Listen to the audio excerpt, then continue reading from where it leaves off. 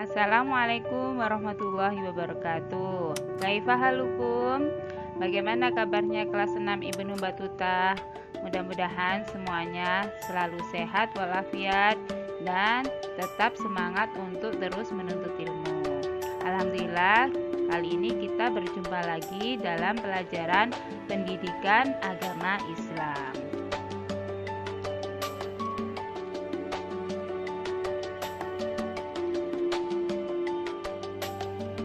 Kali ini kita akan memulai pelajaran pada bab ke-6 dengan tema indahnya saling membantu.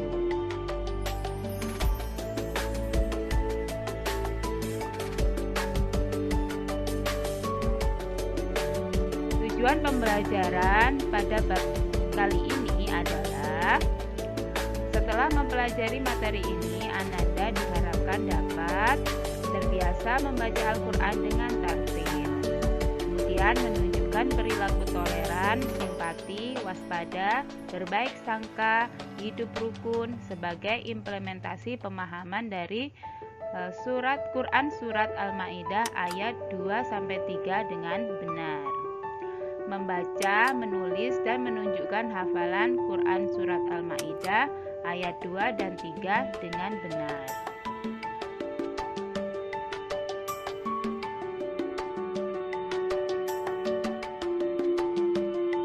Membaca, menghafal, menulis, dan memahami surah Al-Maidah ayat 2 dan 3.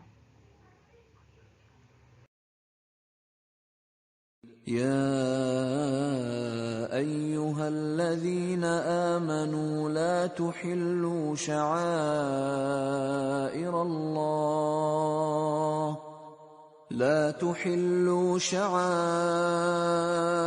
الله ولا الشهر الحرام ولا الهدي ولا القلائد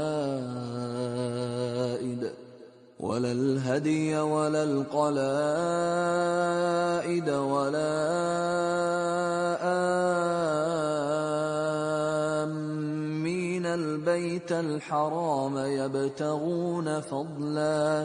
يبتغون فضلا من ربهم ورضوانا وإذا حللتم فاصطادوا ولا يجرمنكم شنآن قوم أن صدوكم عن المسجد الحرام أن تعتدوا وتعاونوا على البر والتقوى ولا تعاونوا على الإثم والعدوان واتقوا الله إن الله شديد العقاب. حرمت عليكم الميتة والدم ولحم الخنزير وما أهل لغير الله به والمنخنقة والموقوذة والمتردية والنطيحة وما أكل السبع إلا ما ذكيتم وما ذبح على النصب وأن تستقسموا بالأزلام ذلكم فسق. اليوم يئس الذين كفروا من دينكم فلا تخشوهم واخشون. اليوم أكملت لكم دينكم وأتممت عليكم نعمتي ورضيت لكم الإسلام دينا فمن اضطر في مخمصة غير متجانف لإثم فإن الله غفور رحيم.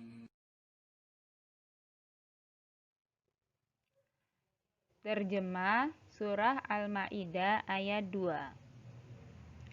Wahai orang-orang yang beriman, janganlah kamu melanggar syiar-syiar kesucian Allah dan jangan melanggar kehormatan bulan-bulan haram. Jangan mengganggu hadyu atau hewan-hewan kurban dan qolaid atau hewan-hewan kurban yang diberi tanda.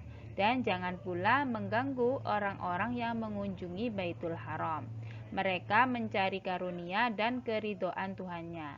Tetapi apabila kamu telah menyelesaikan ihram, maka bolehlah kamu berburu. Jangan sampai kebencianmu kepada suatu kaum karena mereka menghalang-halangimu dari Masjidil Haram, mendorongmu berbuat melampaui batas kepada mereka. Dan tolong menolonglah kamu dalam mengerjakan kebajikan dan takwa. Dan jangan tolong menolong dalam berbuat dosa dan permusuhan.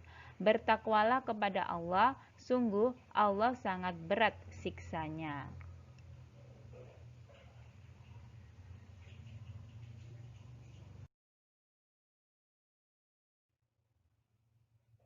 Terjemah Surah Al-Maidah ayat 3.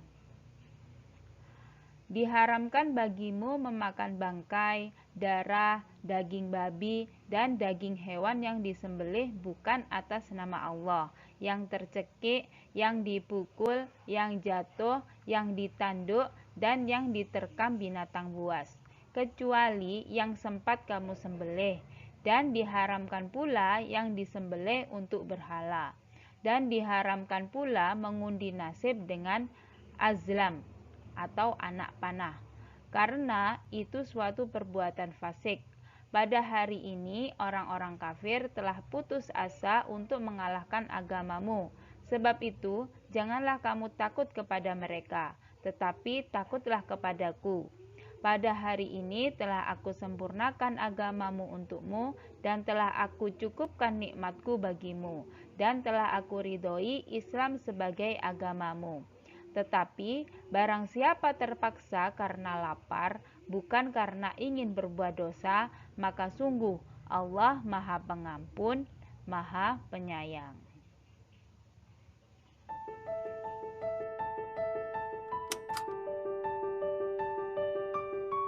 Alhamdulillah, kita sudah selesai membaca surah Al-Maidah ayat 2 dan 3 dengan tartil. Kemudian juga telah membaca terjemahannya. Kali ini kita akan membahas tentang asbabun nuzulnya atau sebab-sebab turunnya ayat Al-Quran. Jadi asbabun nuzul Al-Maidah ayat 2 yaitu sahabat Ibnu Jarir meriwayatkan dari Ikrimah. Dia berkata, Al-Hutam bin Hindu al-Bakri datang ke Madinah dengan beberapa ekor unta yang membawa bahan-bahan makanan untuk dijual. Kemudian dia mendatangi Rasulullah dan menawarkan barang dagangannya. Setelah bertemu dengan Rasulullah, dia memeluk agama Islam. Kemudian ketika Al-Hutam ini keluar dari tempat Rasulullah bersabda kepada orang-orang yang berada di dekat beliau, "Dia datang kepadaku dengan wajah orang jahat, lalu pergi dengan punggung seorang pengkhianat." Nah, benar saja apa yang diucapkan oleh Rasulullah ini. Jadi ketika Al-Hutam ini sampai di Yamamah, dia keluar dari agama Islam atau murtad.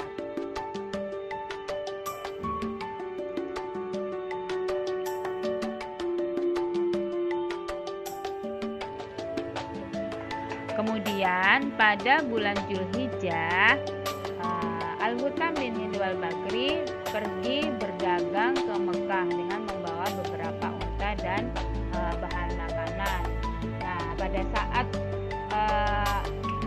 orang-orang Muhajirin dan Ansor mendengar berita kepergian Al-Hutam ke Mekah ini, mereka pun bersiap-siap untuk menyerang kafilah untanya. Maka Allah menurunkan ayat ini, "Wahai orang-orang yang beriman, janganlah kamu melanggar syiar-syiar Allah dan jangan melanggar kehormatan bulan-bulan haram." Karena kejadiannya ini adalah tepat di saat bulan Zulhijjah yang merupakan salah satu dari bulan haram. Apakah kalian tahu bulan-bulan apa saja sih yang termasuk dalam bulan-bulan haram? bulan-bulan haram dalam agama Islam ada 4, yaitu yang pertama bulan Rajab, bulan Zulqa'dah, bulan Zulhijjah, dan bulan Muharram.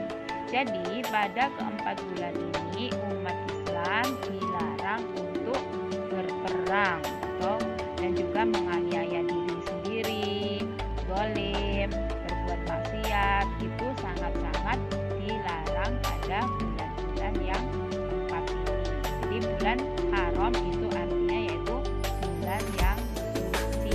Jadi tidak boleh di dalamnya ada peperangan.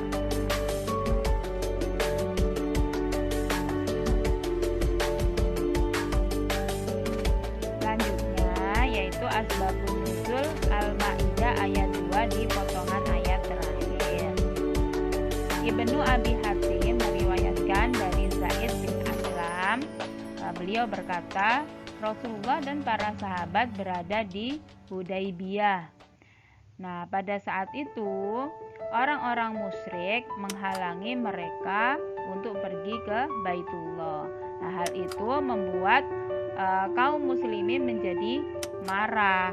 Nah, ketika beberapa orang musyrik dari daerah timur melintas menuju Baitullah untuk umroh,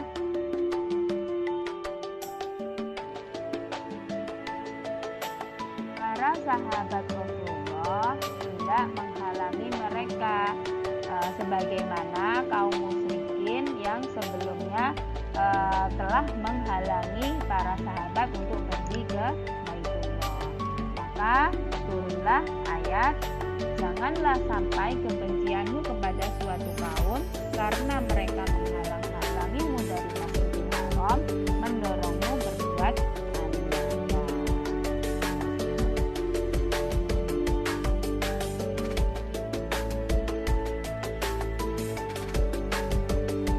Kemudian asbabun nuzul Al-Maidah ayat 3. Ibnu Manda meriwayatkan dalam kitab As-Sohabah dari jalur Abdullah bin Hibban bin Hijr dari kakeknya Hibban. Kakeknya bercerita, kami bersama Rasulullah Shallallahu Alaihi Wasallam, sedangkan aku pada waktu itu sedang menyalakan perapian di bawah sebuah panci yang berisikan daging bangkai. Kemudian turunlah ayat yang mengharamkan memakan daging bangkai, lalu segera aku tumpahkan panci itu. Hadis riwayat Ibnu Manda.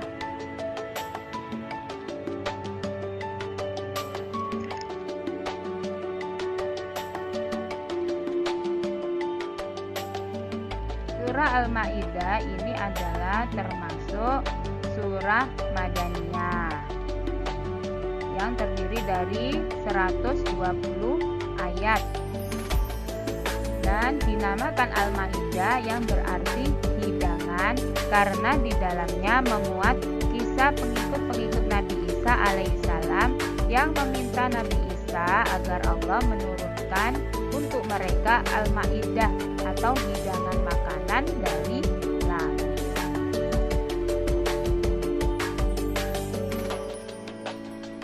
Tafsir surah Al-Maidah ayat 2.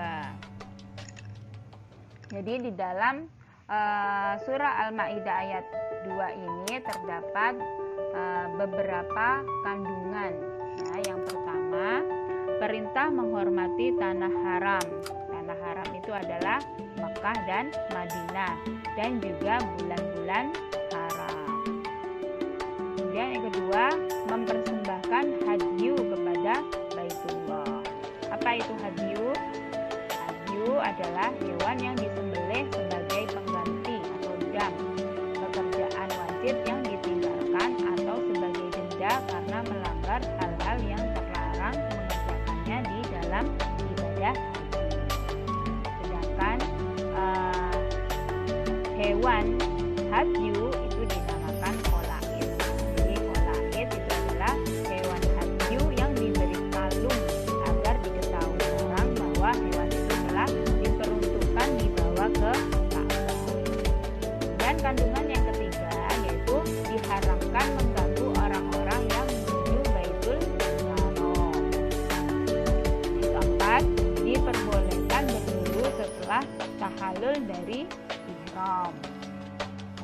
karena adil dalam segala keadaan. Ini adalah tafsir dari surah Al-Maidah ayat 2. Tafsir surah Al-Maidah ayat 3. Nah, di sini juga banyak sekali hukum-hukum yang terdapat di ayat ini ya. Yang pertama, makanan yang diharamkan. Jadi ada beberapa makanan yang tidak boleh kita makan, yaitu bangkai. Jadi bangkai hewan yang mati tercekik, yaitu binatang yang mati tanpa disembelih.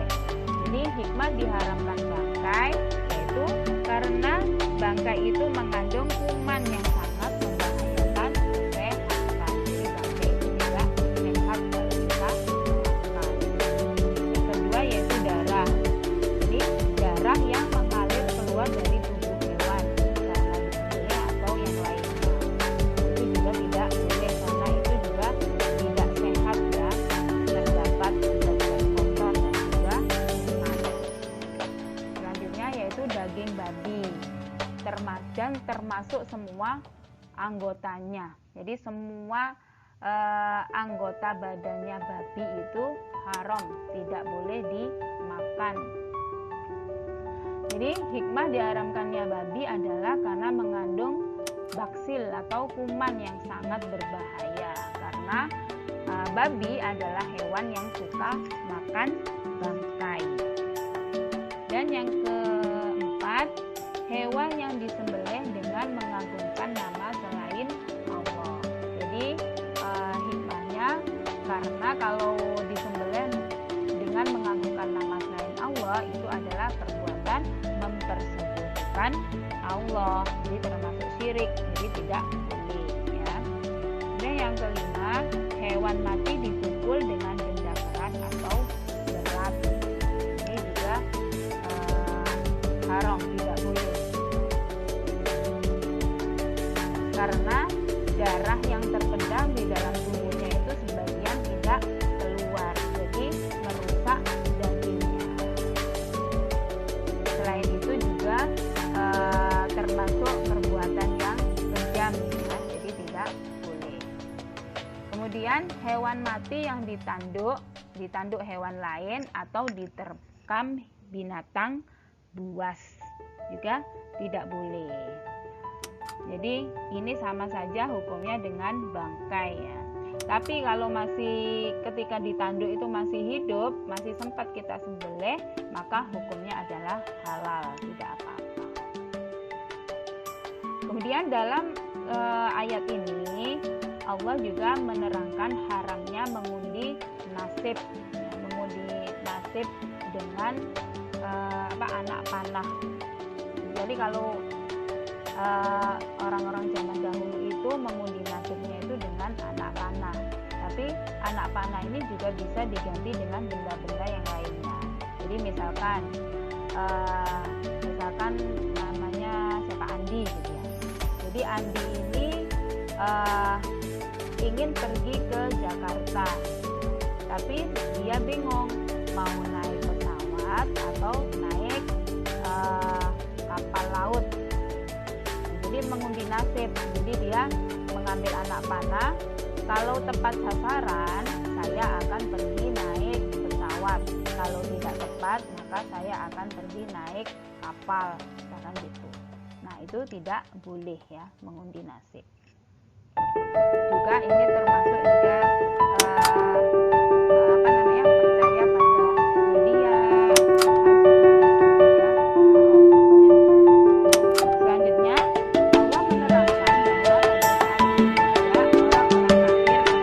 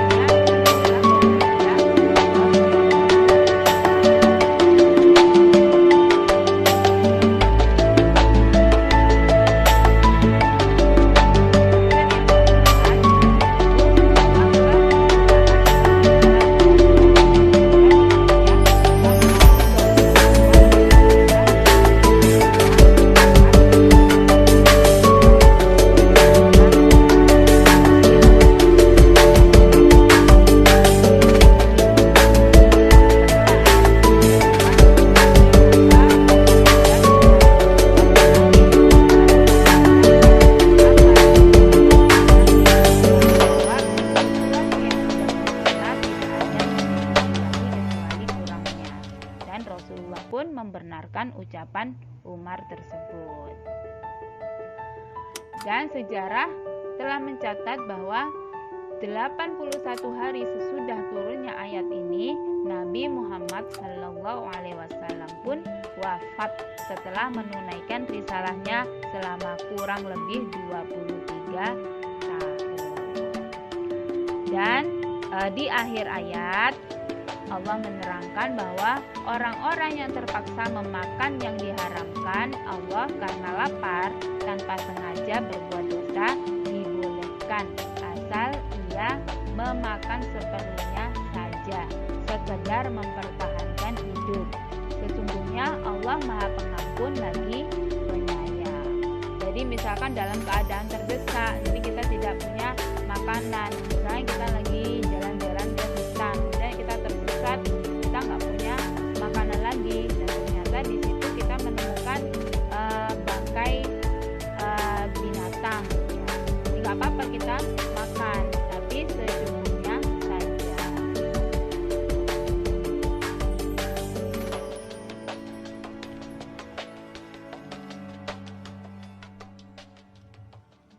Alhamdulillah, demikian materi kita pada hari ini. Mudah-mudahan kita dapat mengambil hikmah yang terdapat dalam surah Al-Maidah ayat 2 dan 3 ini dan bersemangat untuk melaksanakan perintah-perintah Allah. Kemudian juga semakin rajin membaca Al-Quran dengan tartil, dengan mengharapkan ridho dan pahala dari Allah Subhanahu wa Ta'ala. Jazakumullah atas semua perhatiannya. Jika ada pertanyaan